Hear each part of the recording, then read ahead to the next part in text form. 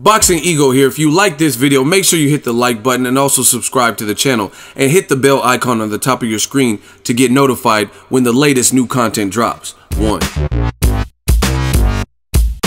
What up, Fight World? It's your boy Ego, and I'm back with some more boxing. Make sure you smash the like button. Also subscribe to the channel for the latest and greatest in boxing.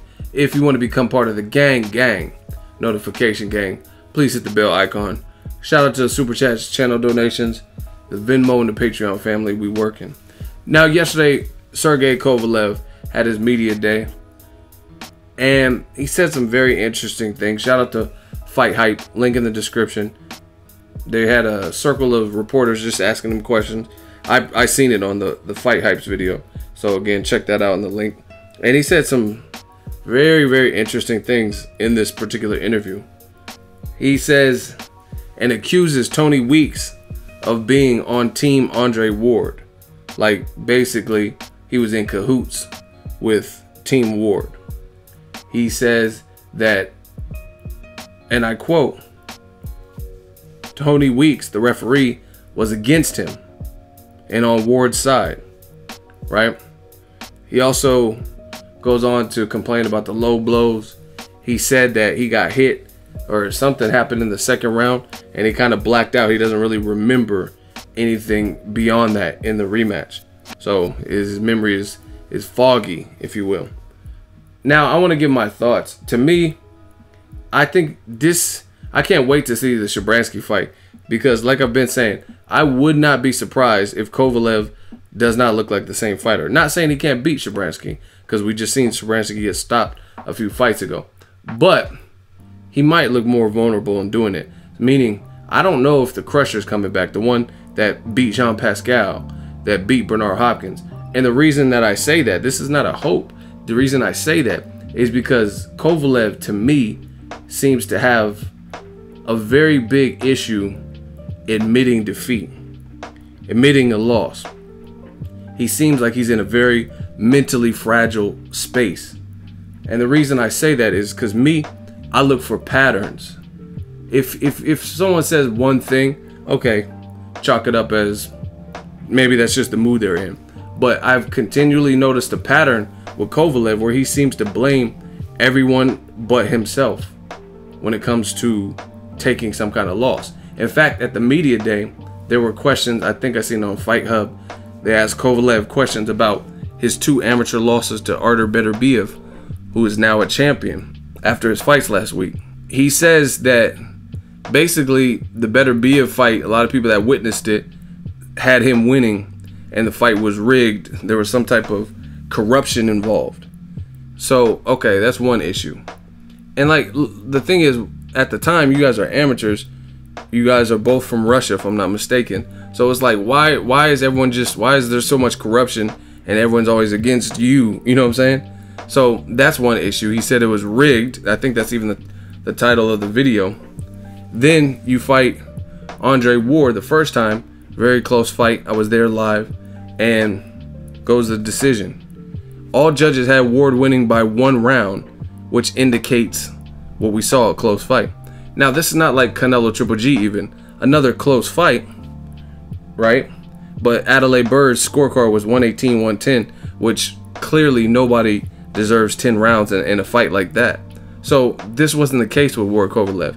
Then Kovalev said it was the judge's fault. Andre Ward is son of judges. He got assistants, and it's because he's fighting here in America. But he fought Mohammadi in Las Vegas in America. And you know what I'm saying?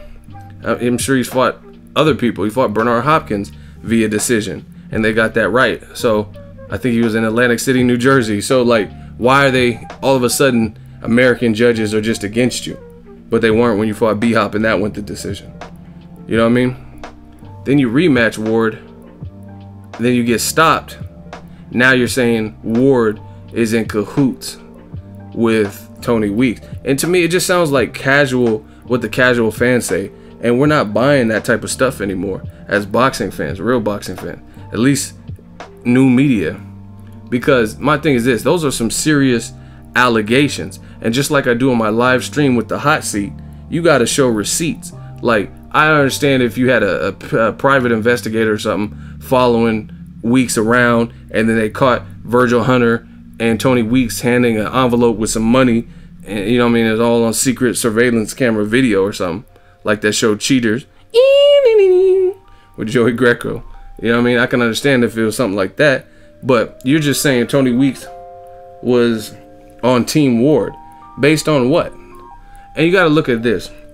Like, I know someone who worked for this lady, had their own business, and for whatever reason she decided to pay him under the table. So she could have had a check printed out like she did for all her other employees, but for what he was doing, he was getting paid under the table, maybe for tax reasons. I don't know, right? I'm not snitching because you don't know who it is, but my thing is this: if you're doing dirt, if you're doing stuff like that, the whole goal is to not get caught. Look at were the Russians meddling in the election? The whole goal is to not get caught. If they were in fact meeting with the Russians and this and that for the election with Donald Trump. So once again, how can you prove? What evidence do you have to prove that Tony Weeks? Because those are serious allegations. You know what I mean? What evidence do you have to prove that Tony Weeks was on Ward's side? You know what I mean? That's what they did. Oh, Mayweather, he beat Maidana because Kenny Bayless was in his pocket. Like, who told you? How would you know any of that? The fans that say that type of stuff. How would you know? So, like, Tony Weeks is not just openly telling people, yeah, man, Team Ward paid me all this money to protect him. So how would you know? You know what I mean? That kind of defeats the whole purpose. But beyond that, it just, to me, Kovalev seems to have almost a diluted state of thinking and very, very immense difficulty admitting a loss. You know what I mean? The first fight, you overtrained. Then in this interview, he says for the rematch, he didn't overtrain, but somehow you did worse, didn't knock Ward down, blacked out after the second round, and now you're saying it was a conspiracy. It's just like, you know what I'm saying? Like, people can't fall for this and believe this type of stuff. So I'm definitely going to be tuning into the Shabransky fight. And like I said, I look for patterns. Better B have beat you. Oh, he didn't really beat you. It was rigged. Ward beat you the first fight. Son of judges. I overtrained. Ward beat you in the second fight. Oh, it's because Tony Weeks was bought out. He was on his side. You know what I'm saying? You lose your trainer, John David Jackson. Oh, he never told me and taught me anything. It's all his fault. You know what I mean? That's why we lost. It's just like there's no level of accountability. And I don't like the poor sportsmanship stuff. Like Luis Cuba Arias talk all that shit about Daniel Jacobs. Lost every round, got dominated, and then after he's saying, oh, I had a blister on my foot. I mean, people don't really want to hear that type of stuff. I mean, just go back to the drawing board. You stepped up, came up short. You know what I mean? And that's it. But to make excuses and act like there's like conspiracies, and that's not me. I think boxing is a gentleman's sport, and I like when fighters keep it like that. I don't know what it is about Dre Ward. Maybe next time I see him, I could ask him. But when he beats guys, it seems like they become very salty and very bitter. Look at Carl Froch. Every time Carl Froch is asked about anything when Ward was active, it's just he's hating on Ward. You know what I mean? He's saying like, oh, Ward's a dirty fighter, and I don't know, I don't really like his style, and this.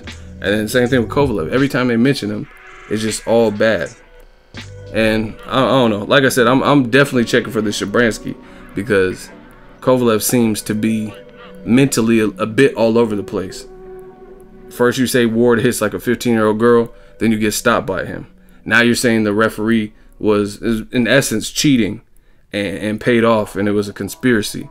Better B have beat you in the amateurs. It was a rigged affair. Like, why is everyone just out to get you? You know what I mean? John David Jackson's getting paid to train you, but he wasn't training you. You know what I mean? He wasn't trying to help you.